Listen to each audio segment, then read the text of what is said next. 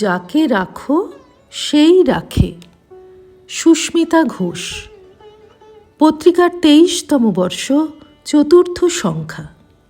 শ্রী শ্রী মা কখনো কোনো রকম অপচয় সহ্য করতে পারতেন না। একবার জয়রামবাটিতে তিনি তেল মেখে স্নান করতে পুকুরে যাচ্ছিলেন, কিন্তু পুকুরে না গিয়ে হঠাৎ কোথায় যে চলে গেলেন কেউ বুঝতে পারছিল না। তারপর দেখা গেল গোয়ালের পিছনে বসে তিনি গোবর চটকে ঘুঁটে দিচ্ছেন। গোবরটুকু যেন নষ্ট না হয়, আবার উনুন ধরাতেও তো ঘুঁটে লাগবে। ভাবতে বিস্ময় লাগে, স্বামী বিবেকানন্দের জ্যান্ত দুর্গা ঘুঁটে দিচ্ছেন এত লোক থাকতেও। মা বলতেন, সামান্য কাজটাও শ্রদ্ধার সঙ্গে করতে হয়। উদ্বোধন বাড়ির পূর্ব দিকে থাকত অমূল্যর মা। তার একটি গরু ছিল, তার দুধ বিক্রি করে সামান্য আয় হতো।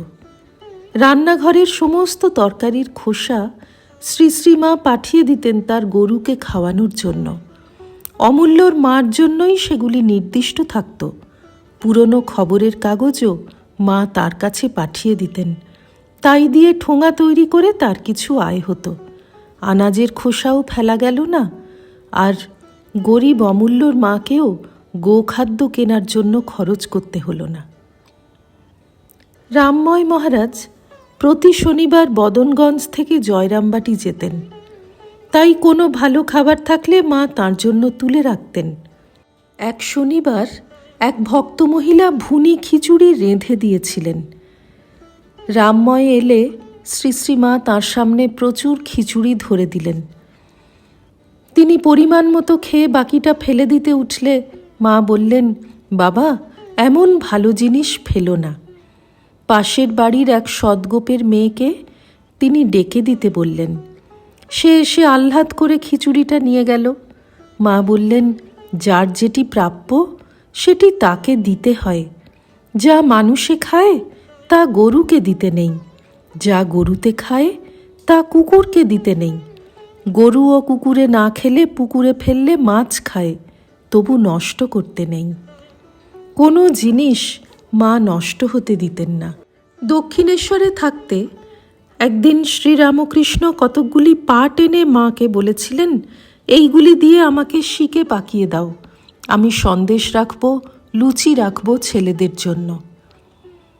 মা পরে বলতেন, আমি শিকে পাকিয়ে দিলুম আর ফেঁসোগুলো দিয়ে থান ফেঁড়ে বালিশ করলুম। চটের উপর পটপটে মাদুর পাততুম আর সেই ফেঁসোর বালিশ মাথায় দিতুম। তখনও তাইতে শুয়ে যেমন ঘুম হতো, এখনও এইসবে অর্থাৎ খাট বিছানায় শুয়েও তেমনি ঘুমোই, কোনো তফাৎ বোধ হয় না। সামান্য ফেঁসোগুলিকেও মা ফেলে না দিয়ে সংসারের কাজে ব্যবহার করেছিলেন। জয়রামবাটিতে মামাদের গরু ছিল, বাগান ছিল, মাই সব দেখাশোনা করতেন। একবার একটা মাটির চাঙড় পড়ে গরুর পাতনা ফেটে গেল। রাখাল এসে বলল, নতুন পাতনা এক্ষুনি কিনে আনতে হবে, নইলে ওই পাতনায় জল ঢালা যাবে না।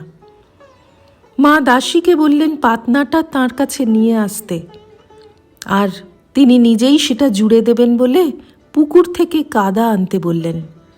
দাসী বারবার বলতে লাগলো যে ওটা ফেলেই দিতে হবে, কিছুতেই ঠিক করা যাবে না।